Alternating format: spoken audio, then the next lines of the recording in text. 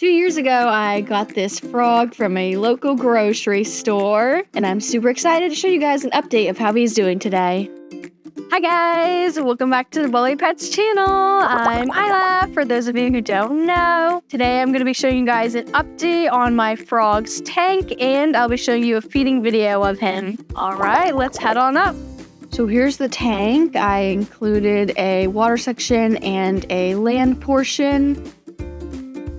Here's his hut. He's hiding in it right now. Also, don't mind the smudges on the glass. That's a little bit silicone left over that I didn't quite scrape off.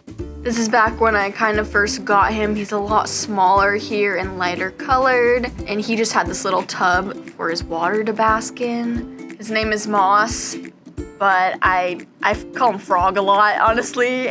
Or like Chubbo or something. But his enclosure back then, it was set up like that because he was sharing it with my tortoise. But now he's got more so of water to bathe in, and everything's to himself, and it's just set up to look a lot nicer. And I got this filter. I was able to find one that looks like a waterfall, and I put things on the side of the walls to help make it look more dynamic. I also tried to make a pond type of section.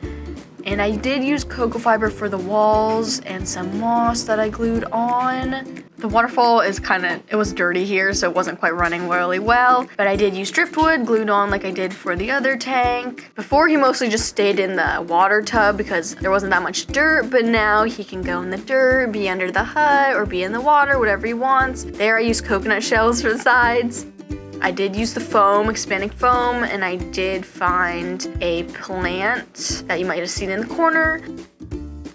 I used pebbles at the bottom because the water kept leaking.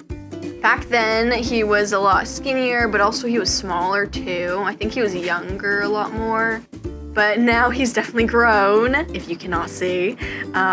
He has a very good appetite, he eats a lot. Just look at his face, staring right into your soul. But he does like to sit around a lot. He's not super active, to be honest. Plant is looking a little trampled on, but I did get it from Lowe's. This was his old tank. It was a 40-gallon breeder. This is actually the same tank. I just completely had to reseal it and do everything. But back then I had a humidifier gauge and I had to manually mist it. Back to this plant again. I just picked out a really tough looking one. Also, it does look kind of messy or bad with the foam, but I couldn't put it angling towards the back because there just wasn't enough space for the tank. And I did try several times to re-silicone it to make it stop leaking, but I was unsuccessful. And these are just some old lamps I had that I reused. One's a UVA bulb in it and one has a UVB bulb. Since the water was leaking over from the one section, I had the pebbles there, but I also have pebbles in the water section. The water is a little discolored, if you guys did notice in the beginning, because it has been soaking into the dirt. This driftwood, I actually got it from Amazon. It's Mapani driftwood. Look at his eyes. He does have a sweeter look to his face, to be honest. His color is darker too than in the past, but he has been able to change color based on like how he's feeling. So I did try and put the pebbles so that the water would not get into the dirt, but later on after this video was filmed, I did end up moving the pebble layer up higher. So the walls are made of coconut fiber that are siliconed on. In his old tank, I used soil and dried leaves to make up most of the tank. So there's silicone everywhere because I was trying to waterproof it, but in the end I just gave up because it just wasn't working. And yeah, since it leaked through and got into the dirt, it made the water discolored. This plant originally was supposed to be, I think, a large bush, so I did have to cut down the leaves.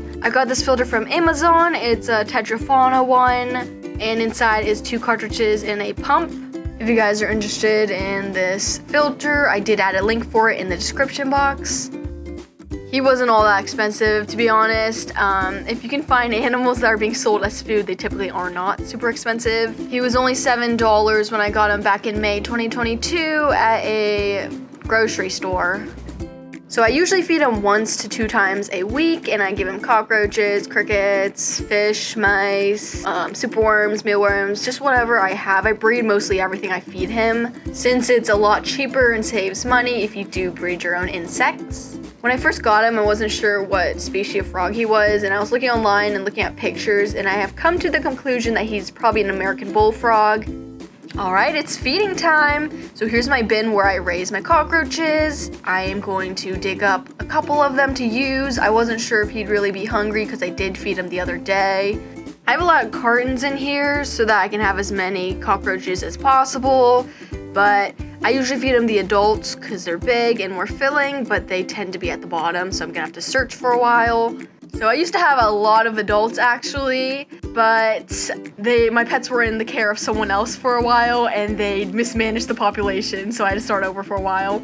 Here, I finally found one, and I'm going to take them and put them in a container where I put calcium powder in. Due to the balance of, I think, potassium with these cockroaches, you should dust them with calcium to balance it out. So I'm going to find another one real quick so that just in case he wants another one, I will have one ready. So if you see the cartons I'm using here, these are cardboard egg cartons. I just collected them over time after eating up the whole packs of eggs, but you don't want to use the styrofoam ones for any of your insects because they like to chew on it. But if you guys are interested, I do plan on making a video for how to breed crickets real soon. So now that I've got both the cockroaches, I'm just going to shake up the container to make sure that they are evenly coated with the powder. And real quick, I'm just gonna put everything back to the way it was and reorganize it and put all the food and stuff back. So now let's start feeding him. I am using long tongs because the way how the tank's set up, it's hard for me to reach my arms. He is a little fat, so I might not be that quick to get things, so I am trying to help him by pushing it towards him. He swallows things whole.